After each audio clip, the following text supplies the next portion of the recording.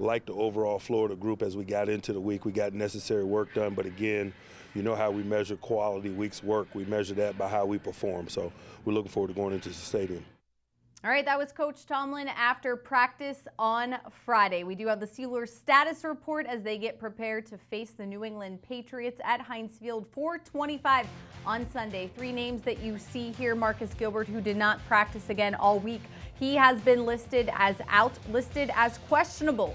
James Conner, who was limited today in practice for the first time in 2 weeks, and then Ryan Switzer, a new injury, both dealing with ankles. Both James Conner and Ryan Switzer were limited today. And joining me now is Bob Labriola to talk about it. And Labs, I don't want to get too excited, but the fact that James Conner was out on the practice field today is giving me a little bit of hope of potentially seeing him on Sunday. Yeah, I mean, Mike Tomlin he started talking about James Conner on Tuesday before the team even reported on Wednesday for the start of this week's worth of preparation, and he left the door open then and said that it was possible that James Conner could be playing on Sunday against the New England Patriots. What we have seen from James Conner is that his participation level has increased, even though it was only up to the limited level today, and hey, there's still a good 48 hours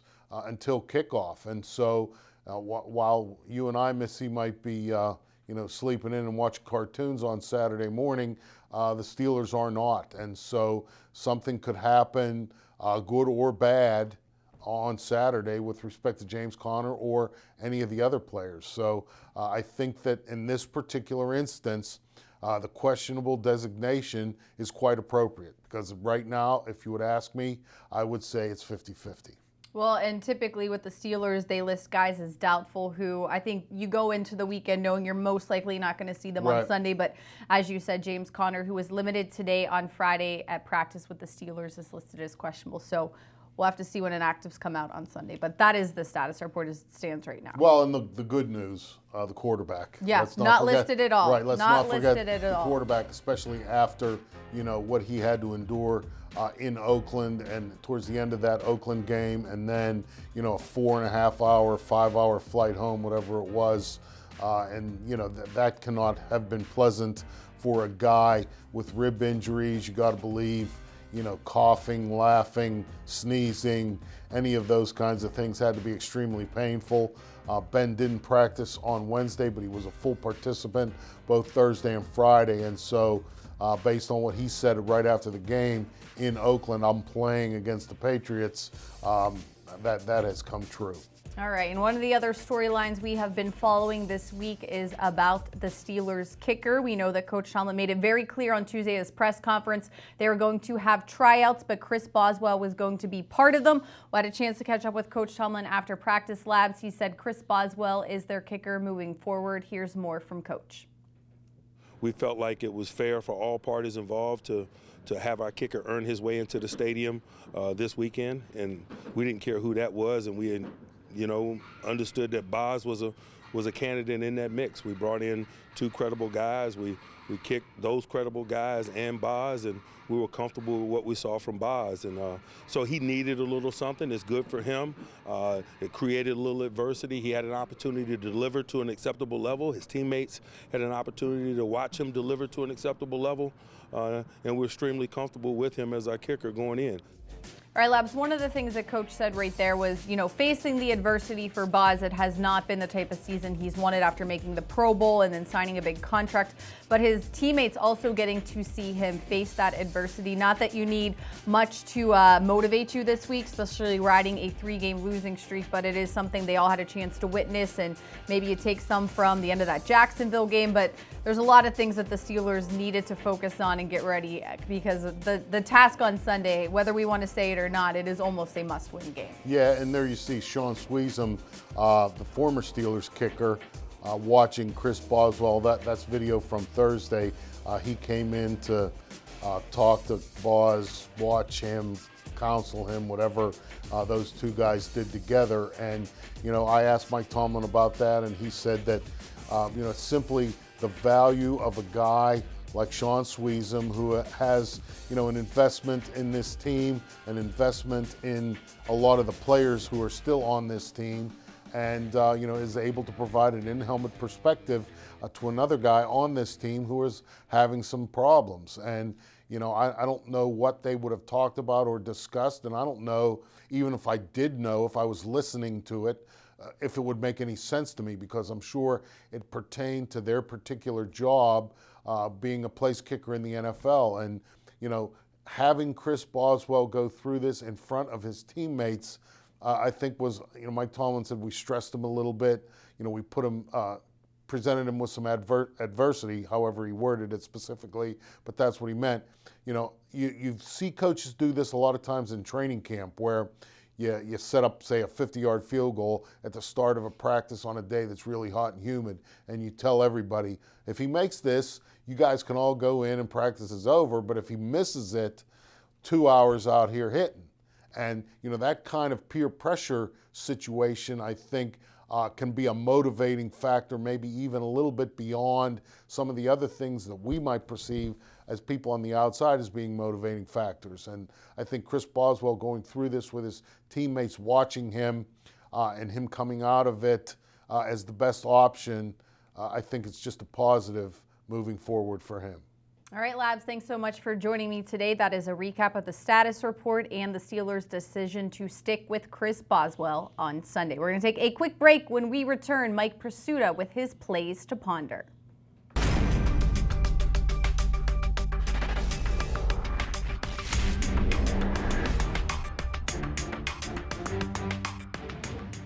Heinz Field, baby, let's go. This fall, we're hosting a few get-togethers at Heinz Field. Touchdown, Antonio Brown. How did he do that? Here's a big rush, and that is Cam Hayward with yet another.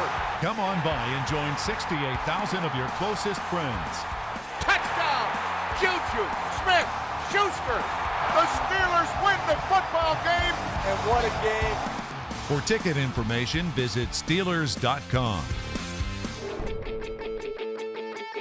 There are no fans anywhere like Steelers Nation.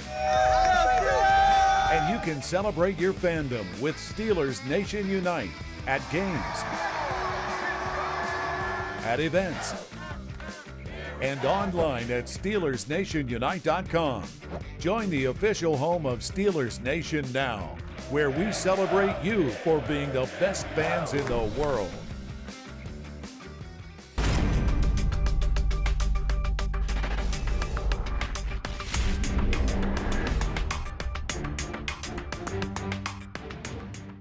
All right, it is a big game for the Steelers on Sunday at Heinz Field as the New England Patriots come to town. Mike Prisuta has the plays to ponder to get you ready.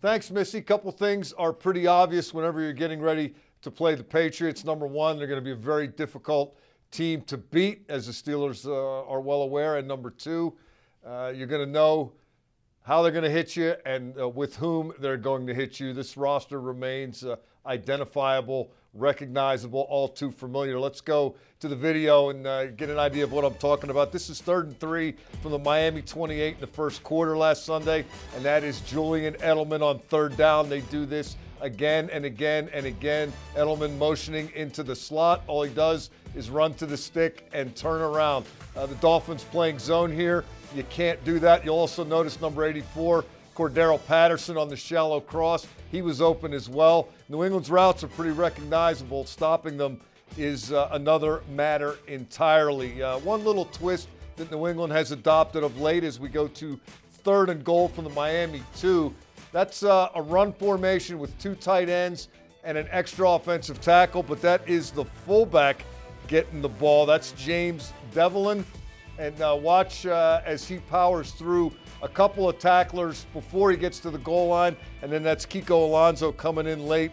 Develin is 255 pounds. He has 6 carries this season. 4 of them have gone for touchdowns. This may have replaced the Tom Brady quarterback sneak.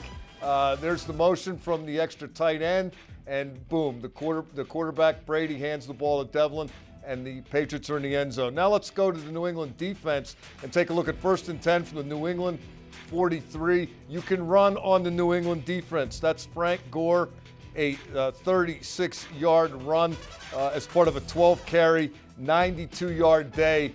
And the Dolphins do a nice job here. They run away from the 3 wide receiver bunch to the right, and they run to the tight end side. They pull the left guard. They pull the left tackle. They pull the right guard and the right tackle. Gore runs left. He doesn't get touched until he's tackled. The Miami had 189 yards rushing against New England. That is something that no doubt has gotten the Steelers' attention. More New England defense. 1st and goal from the Patriots 7 in the first quarter. You've often heard the theory that New England tries to take away an opponent's best player and make someone else beat New England. Last Sunday in Miami, the matchup was quarterback Stephon Gilmore against wide receiver DeVante Parker. Parker had 1 catch for 18 yards on 4 targets, but the guy who scores here, Kenny Stills, had a monster day. 9 targets, 8 catches, and 135 receiving yards, including this 7-yard touchdown. Miami had an extra offensive lineman in the game here as well. They sprint Tannehill out. They move the pocket for protection. And then watch DeVante Parker throw a nice little pick here. If you're not going to get the ball, you can still help your team win the game. The Patriots like to make somebody else beat them, as we'll get a good look at the pick right there. Patriots like to make someone else beat them. Guess what? Somebody else did last Sunday in Miami. Special teams will be a concern for the Steelers. Here's 4th and 19 for the Miami 33.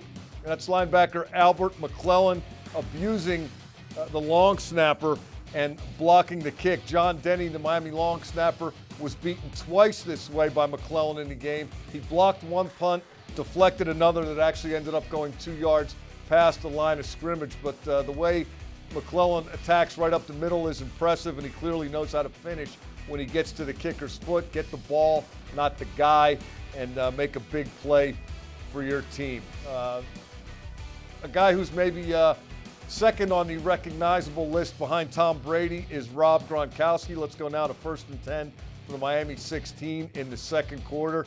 And there's Gronkowski doing what he does. That was, believe it or not, his first red zone touchdown of the season this season. But Rob Gronkowski lived in the red zone from 2010 through 2017. He's 6'6", 268 pounds, and a matchup nightmare. And the Steelers should be well aware of what Gronkowski can do by now. He's got 8 touchdown receptions, including 3 in a game twice in 6 career games against the Steelers. Don't block Mongo. You'll only make him mad. Last but not least, Tom Brady's the GOAT, but this time he was the GOAT. This is 3rd and goal from the Miami 2 with 14 seconds left in the first half. New England doesn't have any timeouts left, and Tom Brady takes a sack. Can you imagine that? Tom Brady not being situationally aware, and this was 1 snap after he had missed wide open wide receiver Chris Hogan in the back of the end zone. Here you see the Dolphins doing the coverage thing on Gronkowski. They're doing the coverage thing on Hogan. Brady didn't have anything on this play. He needed to get rid of the ball and live to fight on 4th down, but he takes a sack, and New England got no points on that drive. That was part of an afternoon that included the Patriots going a very un-Patriot-like 3 for 6 in the red zone and 2 for 4 in goal-to-go situations. They ended up losing the game on a Stanford band type of play on the final snap, but they lose the game by 1 point, in part because their red zone offense let them down. So New England challenging, New England far from perfect. Nobody is. That's what the Steelers will be dealing with on Sunday at Heinz Field. And those are this week's Pursuita's Plays to Ponder. All right, Mike, thanks so much. Kickoff 4:25 at Heinz Field. That's going to do it for this edition of Steelers Live. Thanks so much for joining us. We'll see you Monday at 4 p.m. Have a great weekend, everybody.